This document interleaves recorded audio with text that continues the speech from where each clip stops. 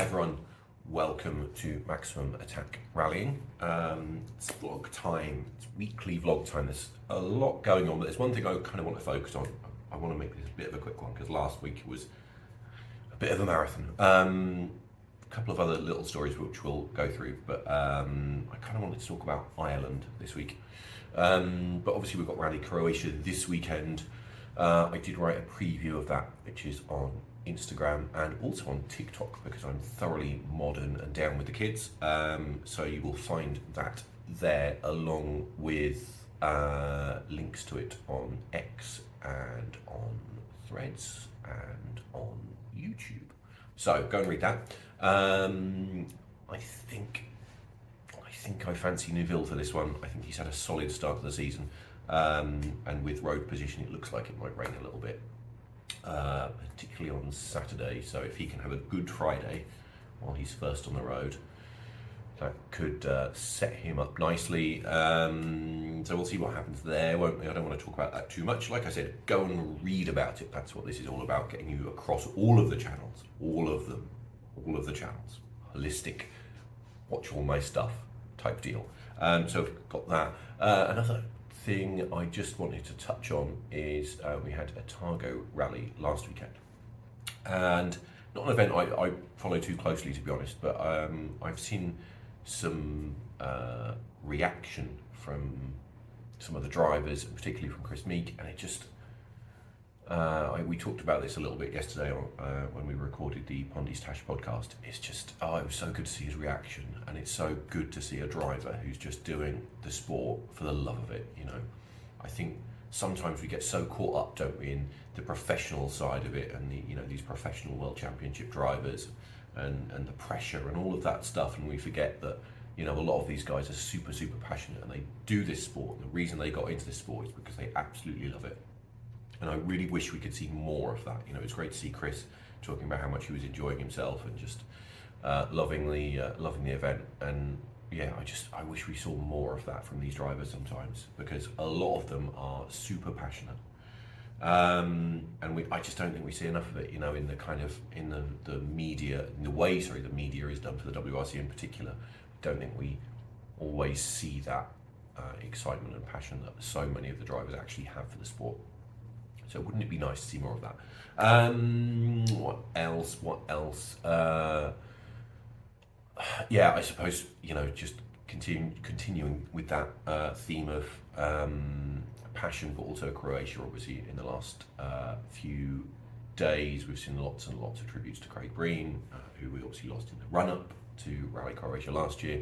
Hyundai have revealed a special livery that they're going to be running for this event with Irish flags on the rear of their cars, kind of on the top of the roof, and also on the front. I don't know what to call it, beak. Hyundai's got a bit of a beak, hasn't it? It's not the best looking car. So the top of the front bumper, kind of at the front of the bonnet, they've got an Irish flag as well. So yeah, really nice to see that. Obviously, see them remembering Craig. So yeah, those are the few little snippets that I wanted to talk about. However, the main topic for this video has to be the bid for Ireland to join the World Rally Championship, and the fact that that bid appears, for now at least, to have come to nothing. So, as if you follow the WRC or follow rallying, particularly if you're from Ireland, I suspect you're aware that the Motorsport Ireland, their equivalent of Motorsport UK, had been in talks with the promoter about trying to get on the calendar for next year, which for me is really good, because rallying is a big deal in Ireland, isn't it? Ireland, for me at least, and for many other people, is one of the kind of focal points of the sport, and has always been such an important place, isn't it, for rallying? So it does make sense for them to have a world championship round, and it's surprising in a way that they haven't consistently had one. So because I would say that they're a rallying nation in the same way that the UK is, or the same way that some other European countries are. Finland, for example, well, maybe not the same level as Finland, because Finland are obviously mad for it, as the Manchester folk would say. It's a shame, isn't it, that this has come to nothing. So basically, the official line seems to be that the government asked for more time to review the proposal from Motorsport Ireland, and that is a shame. I think everyone knew what the timeline was, and for it to kind of stall like that is disappointing. I think the thing that jumps out from this story for me is, I think, the way that people have reacted to it. Not regular folk like you and I, I mean, it's perfectly natural, isn't it, for us to express our disappointment. We don't have any skin in the game as such. We're not a stakeholder in that we're not involved in it closely. So, if you're just your average rally fan in the street, you're going to be upset. You're going to be upset that maybe you're upset at Motorsport Ireland because you feel they didn't do enough, or maybe you're upset at the Irish government because you feel that they knew about this deadline and they just haven't taken any action. I think the thing that surprised me a little bit is the reaction from people involved in the bid itself. There were some strong words from some people. There were some strong words from the Motorsport Ireland president, and that surprised me a little bit. I understand their frustration. Obviously there are people that are going to put a lot of work into this bid. It was a three-pronged attack with three regions coming together for this event, and obviously a lot of work has gone into that. And they put together an interesting proposal, and that has to be admired. And I also understand their frustration. But I think to voice that so publicly and to be so critical of the Irish government surprised me a little bit. Now, like I said, I understand. If they've gone to the Irish government and said, "Look, this is what we want to do. Here's all of the information. Have all of the information. This is everything we know. This is what we're going to do. This is what it's going to cost. This is what we need from you in terms of financing." And then, as I understand it, they've kept chasing them and saying, "Look, let's talk about this. What do you need? What can we do to help? What can we do to help?" And it seems like at the last minute, the government have said, "No, actually, we want another 6 months to look at that," even though the deadline with the promoter has passed, even though Motorsport Ireland actually went to the promoter and said, "Give us an extra 2 weeks so we can try and get this across the line." Then, at the death of the whole thing, the government said, "No, we want 6 extra months to go through this." I understand that must be frustrating when you kept telling them that they had this deadline, but to be that publicly critical, for me, was a little bit surprising.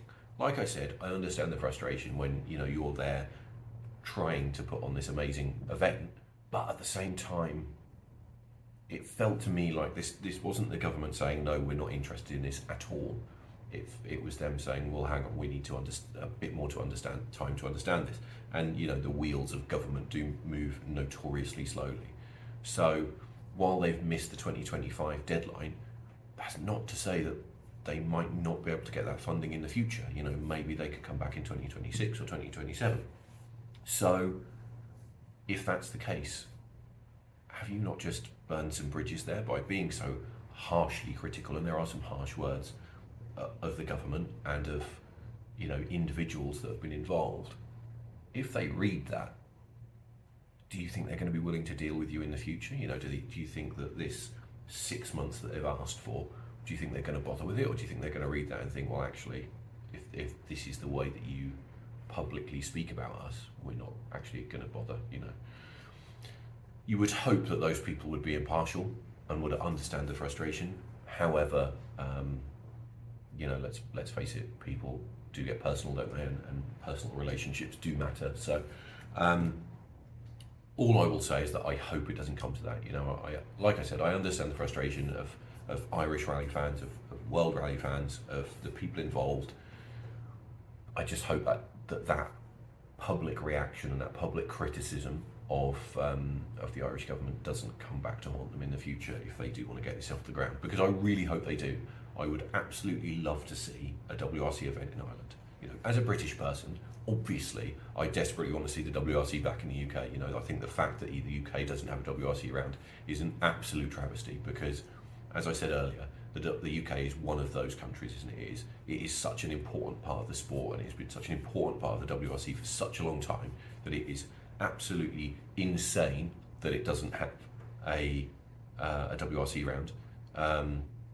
It is extremely frustrating that Motorsport UK, here's me criticising the governing body, it is extremely frustrating that Motorsport UK have not managed to keep that WRC round and not managed to get the support from government or from corporate backers to ensure that round continued. That is very frustrating, and I think it does show some big problems in the governing body and in the sport more widely in terms of our attitude and our long-term attitude. I think, I don't want to get into this too much, but I think since the late 90s McRae-Burns era, I think the sport in the UK has actually been quite complacent and hasn't moved forward in the way it should have done. So I understand the frustration for sure, because if you're an Irish fan, I can only imagine how much you want your nation, which is so dedicated to the sport and does so much for the sport and has such a fantastic tarmac championship and all these things.